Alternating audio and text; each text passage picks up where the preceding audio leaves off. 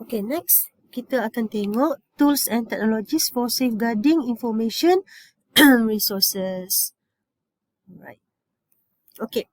So, we have several items, okay, under tools and technologies.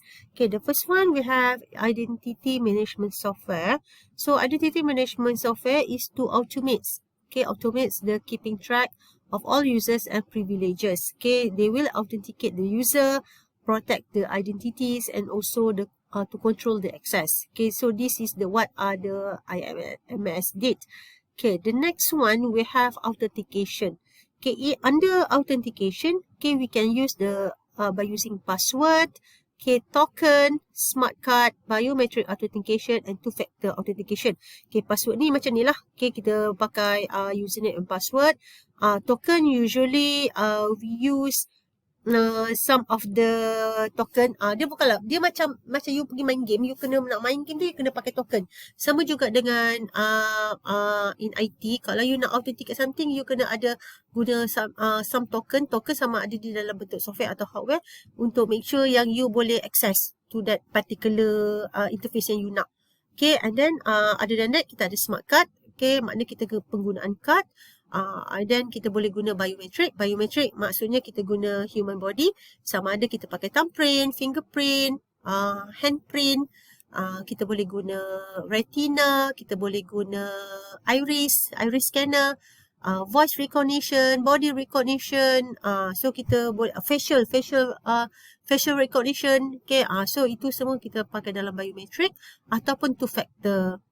Two-factor ni macam mana? Two-factor maksudnya you menggunakan dua. Maknanya macam contohnya macam bank card. Kadang-kadang you masukkan card dan you masuk PIN number. Maksudnya the card itself dengan PIN number tu kena accessible each other. Maknanya dia compatible each other menyebabkan you boleh authenticate to that system. Itu yang kita masukkan sebagai two-factor. Okay, and then number 3 kita ada firewall. Okay, firewall it is a combination, okay, of hardware and software that prevents unauthorized users from access private network. Selalunya memang in many organisation we apply the firewall. The firewall dia ada dalam bentuk hardware dan juga software. Kita nak pastikan bahawa macam kita letak macam satu pencegahan lah dekat situ supaya nak pastikan bahawa firewall kita ni dia cukup kuat untuk pastikan tak ada intruders untuk masuk dalam kita punya sistem. And then in the firewall, we have the technologies. The first one, we have static packet filtering. Number 2, we have stateful inspection. Number 3, network address translation, NAT. And last one, we have application proxy filtering. Okay, so in the static packet filtering, okay, it will examine, okay, the selected fields in the header of data packet flow, okay, between the trusted network and internet, and examine the individual packets in isolation. So meaning that they will check first, okay, before they will accept the packet or we call it as the data boleh go through into the network. Okay, packet tu macam mana? Setiap macam data kita semua kita packet-packetkan dia. Kita buat packetizing. Maksudnya dekat sini kita katalah data tu panjang, jadi kita akan ada sizekan dia. Okey, setiap paket ni dia ada data-data ini size dia. Jadi paket maknanya data dia sama, macam bukan data dia sama, size dia sama je, size of the packet tu sama je. Jadi dia akan check, okey, supaya benda-benda ni adalah something yang dia tak membawa error atau virus ataupun anything yang menyebabkan berlakunya menyebabkan security tu tidak berjalan. Okay, that's why we need the static packet filtering. Okay, the second technology, we have stateful inspection. So in stateful inspection, will provide the additional security. Okay, by determine whether the packets are part of ongoing dialogue between sender and receiver. Kita check, okay, adakah dia adalah benda yang sepatutnya dihantar. Okay, sepatutnya dihantar. Maknanya kita ada additional security kat situ. Maknanya kita nak double check. Okay ke tak okay? Okay, between sender and receiver. Maknanya between one device to another device. Okay, so we have the stateful inspection. The third technology, okay, we have network address translation. Yang ini kita provide another layer of protection. Okay, when static packet filtering and stateful inspection are employed. Maknanya we apply these two types. Okay, untuk pastikan ada protection berlaku dalam kita punya firewall ni tadi. And the last one, we have application proxy filtering. We will examine the application content of packet. Okay, maknanya kita dah check tadi header lah, kita check dia punya ongoing dialog, kita dah check semua. Dan kita nak tengok dia punya content tu selamat atau tidak untuk kita bagi dia melalui kita punya network. Right. Okay, this is example of corporate firewall. Okay, this is the internet. You nampak kat sini kita ada banyak firewall. Kita ada outer firewall, inner firewall, and nak pastikan dia boleh access to database, to the policy rules, to the any of the device in the organization. Okay, maknanya dia kena firewall tu dia kena teguh. Maknanya dia kena macam secure enough. Walau macam mana pun kadang-kadang kita tengok we have the firewall tapi intruders tetap boleh masuk. Kadang-kadang ada lacking dekat situ. Okay, so ini kita letak untuk corporate firewall. Okay, number 4, we have IDS, Intrusion Detection System. It will monitor the hotspot on corporate network to detect and deter the intruders. Jika ada macam non-accessible people yang try to access. So, kita akan tengok dekat situ and it will examine the event as they are happening to discover attack in progress. Okay, maksud kita akan try to listen to their network. Okay, number 5, we have antivirus and anti-spyware software. Okay, it will track the computer for presence of malware and can often eliminate it as well. And it require continual updating. Usually, what happen in the organisation, yang ini yang selalu mereka tak buat, tak ada continual updating. Okay, maknanya dia kena sentiasa update. Maknanya expired je, kita kena update. Okay, kita kena sentiasa update. Okay. Number 6, we have UTM system, Unified Threat Management System. It is the comprehensive security management product. It will include the firewall, the virtual private network, the intrusion detection system, web content filtering, and anti-spam software.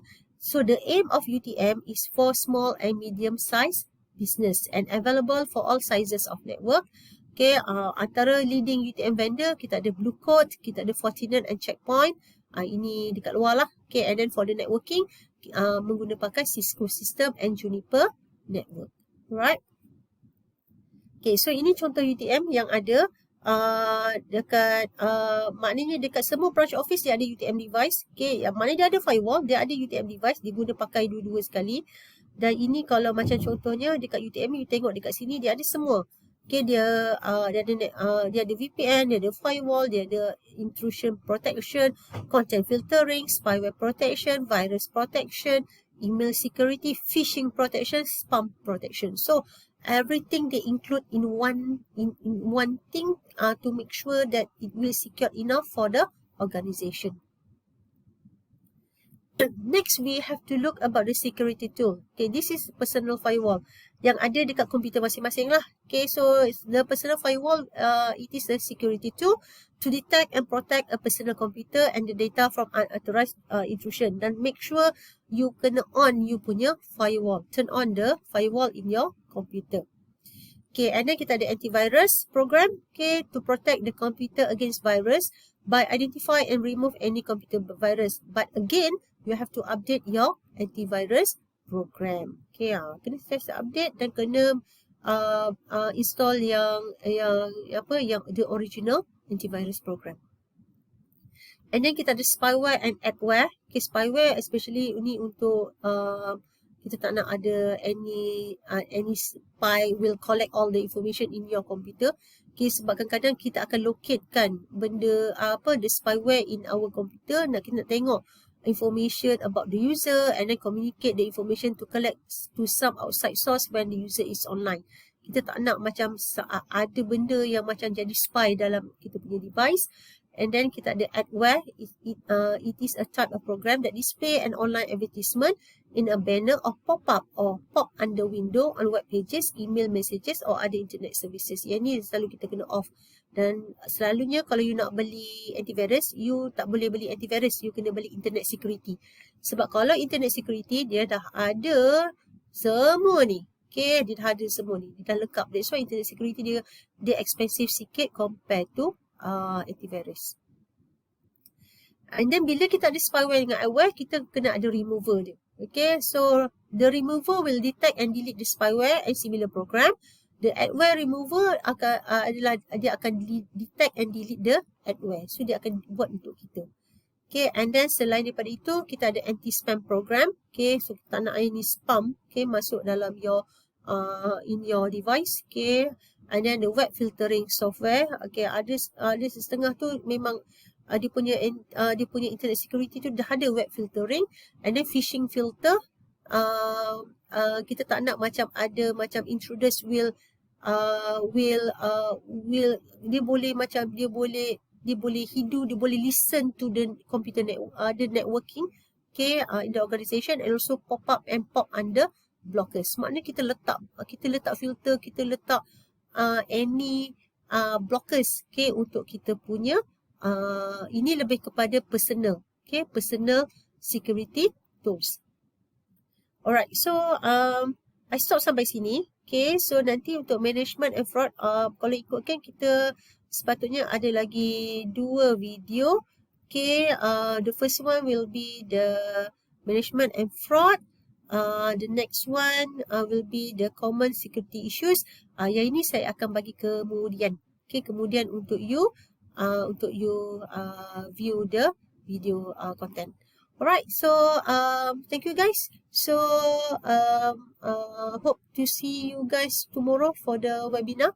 Okay, thank you so much. Bye.